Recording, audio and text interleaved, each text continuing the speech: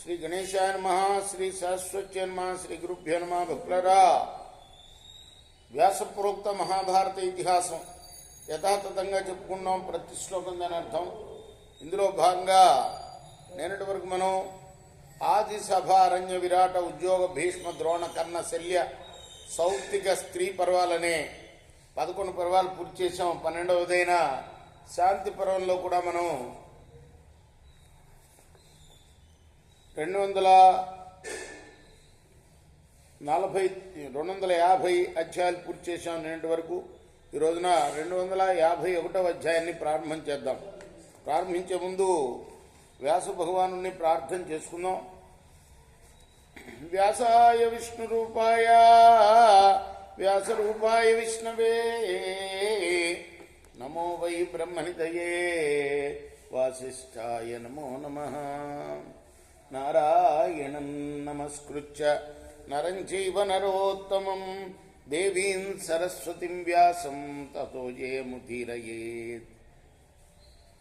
అంజనానందనం వీరం జానకీ శోకనాశనం కపీసమక్షంతారాం వందే లంకా భయంకరం.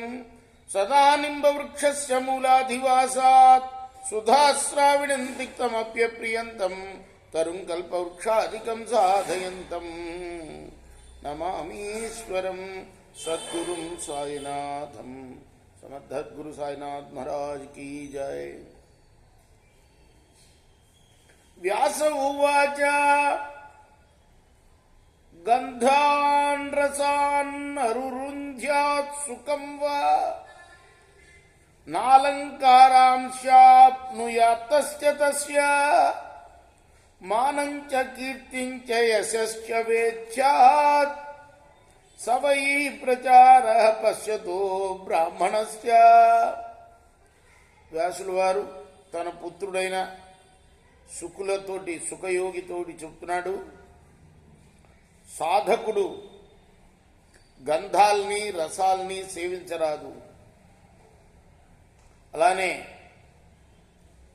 విషయోపభోగ సుఖాలని కూడా ఆశించకూడదు.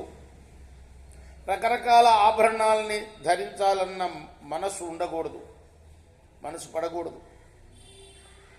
మానవ వృద్ధి యశస్సు ఇవి కోరకొనకూడదు.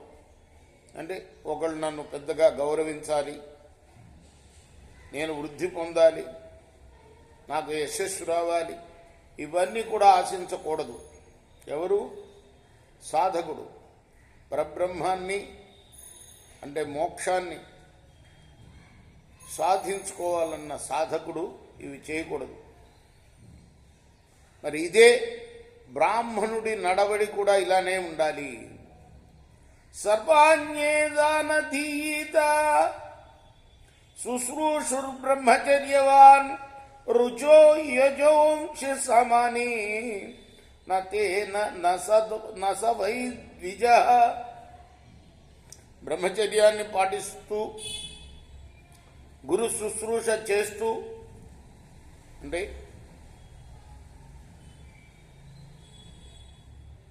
వివాహం కానివాడు స్త్రీతోటి కలవకూడదు. అది బ్రహ్మచర్యం. ఎవరికి అది? వివాహం కానివాడికి. వివాహం అయినవాడికి ఇతర స్త్రీతో కలవకూడకుండా ఉండడమే బ్రహ్మచర్యం అంటే. ఇలా బ్రహ్మచర్యాన్ని పాటిస్తూ గురు శుశ్రూష చేస్తూ సర్వవేదాల్ని అధ్యయనం చేయాలి. రుక్కులని, యజస్సులని, సామాలని గ్రహించాలి. అంటే మామూలుగా లెక్క ప్రకారం 3 వేదాలు: ఋగ్వేదం, యజుర్వేదం, సామవేదం అన్నమాట. వీటిల్లో ఉన్నవే అథర్వణ వేదంలో ఉంటాయి. కాబట్టి రుక్కులు, యజస్సులు, సామలు అంటారు వాటి మంత్రాలని. ఋగ్వేదంలో చదివే మంత్రాలని రుక్కులు అంటారు. సామవేదంలో చదివే మంత్రాలని సామలు అంటారు. యజుర్వేదంలో చదివే మంత్రాలని యజస్సులు అంటారు. రుక్కులని, యజస్సులని, సామలని గ్రహించాలి. రుజో యజూంషి సామాని నతేన నస వై ద్విజ.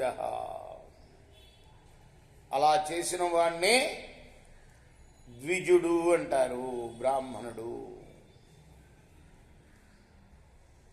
జ్ఞాతివత్ సర్వభూతానాం సర్వవిత్ సర్వవేదవిత్ నా కామో మ్రియతే జాతు నతేన నచ వై ద్విజః. సర్వప్రాణుల్ని తన జ్ఞాతుల్ని ఎలా ఆదరిస్తాడో అలా ఆదరించాలి. అది చీవైనా పామైనా ఏదైనా సరే.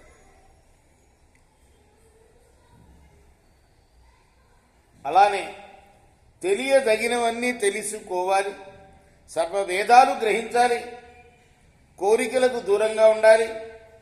అటువంటి వాడికి మృత్యువే లేదు.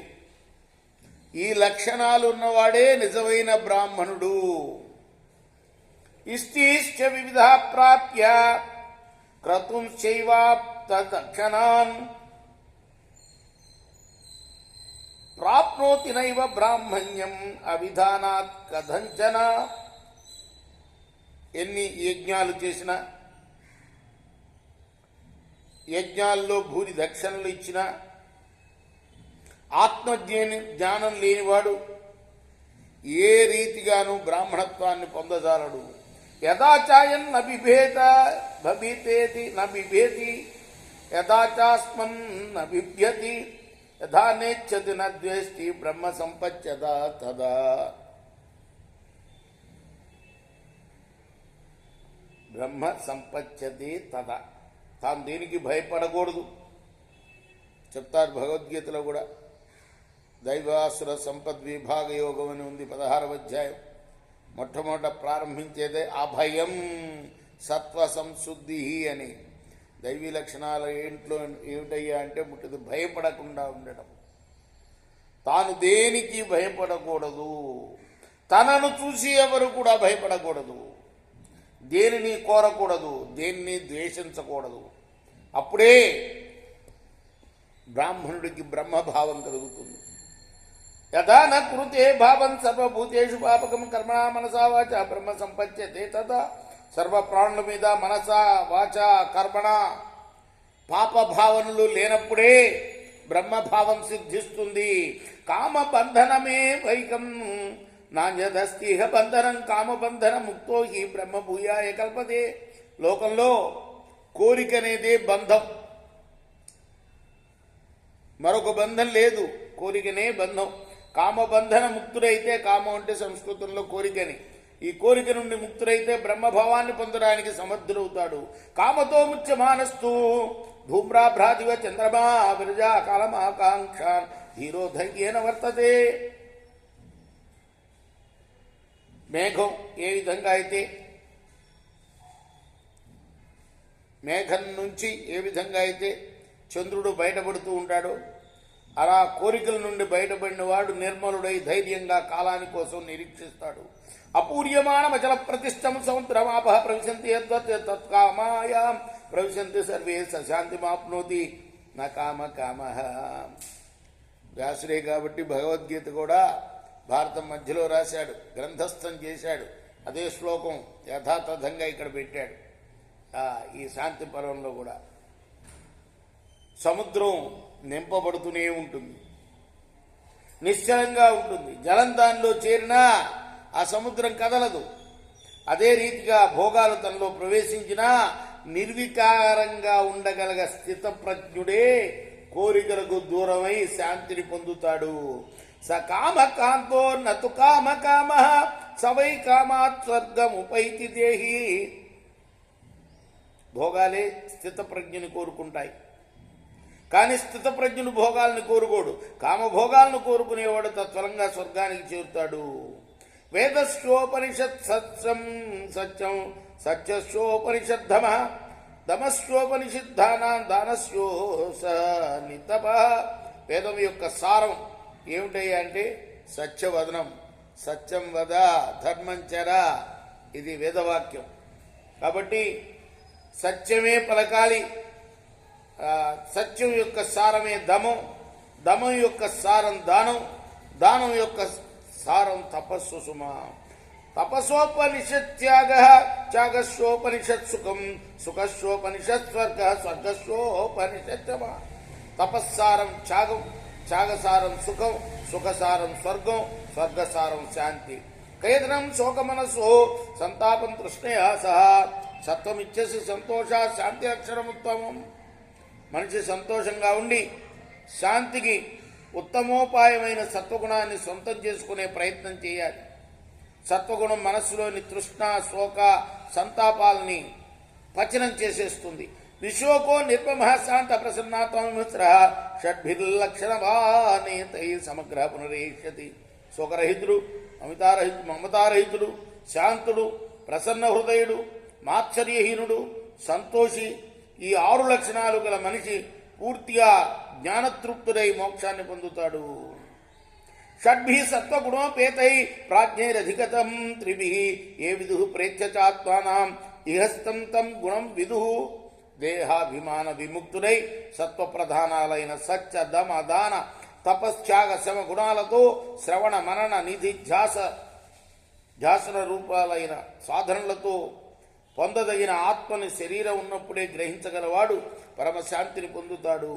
అకృత్రిం మమ సంభార్యం ప్రాకృతం నిరుపస్కృతం అధ్యాత్మం సుకృతం ప్రాప్త సుఖమవ్యయమశ్నుతే.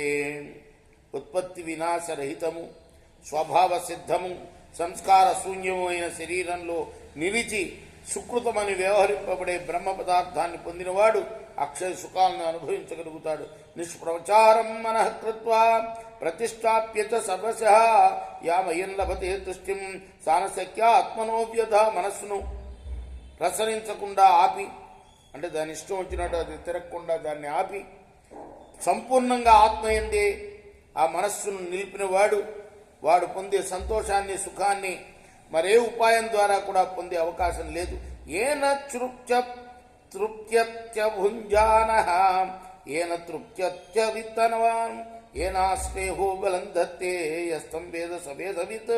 బ్రహ్మజ్ఞానం కలిగితే భుజింపకపోయినా తృప్తి కలుగుతుంది, ధనం లేకపోయినా ఆనందం కలుగుతుంది, స్నేహం లేకపోయినా బలాన్ని ఇస్తుంది. ఇది తెలిసిన వాడే వేదవేత్త సుమా. సంగుప్తాన్యాత్మనో ద్వారాన్యపిధాయ విచింతయన్ యోహ్యాస్తే బ్రాహ్మణ శిష్ట ఆత్మరతిరుచ్యతే. ఇంద్రియ ద్వారాలని రక్షించుకుంటూ అన్ని వైపులా వాటిని బంధించి నిత్య బ్రహ్మను గురించి విచారించేవాడు శ్రేష్టమైన బ్రాహ్మణుడు. అతడే ఆత్మారాముడు. సమాహితం పరే తత్వే క్షీణ కామమవస్థితం సర్వతః సుఖమాన్వేతి. ఉపశ్చాంద్రమ సంయధ. తన కోరికలన్నింటినీ క్షీణింపజేసి పరతత్వ రూపమైన పరమాత్మ యందు ఏకాగ్ర చిత్తతో నిలిచినవాడు. వాడు పొందే సుఖం శుక్లపక్ష చంద్రుల్లాగా దినదినాభివృద్ధి పొందుతుంది. అవిశేషాని భూతాని గుణాంశ జహతో మునే సుఖేనా పోహ్యతే దుఃఖం భాస్కరైనతమో ఇద. సాధారణంగా సర్వభూతాల్ని, భౌతిక గుణాల్ని పరిత్యజించిన వాడి యొక్క దుఃఖం సూర్యోదయంతో చీకటి తొలగిపోయినట్లు అనాయాసంగా తొలగిపోతుంది.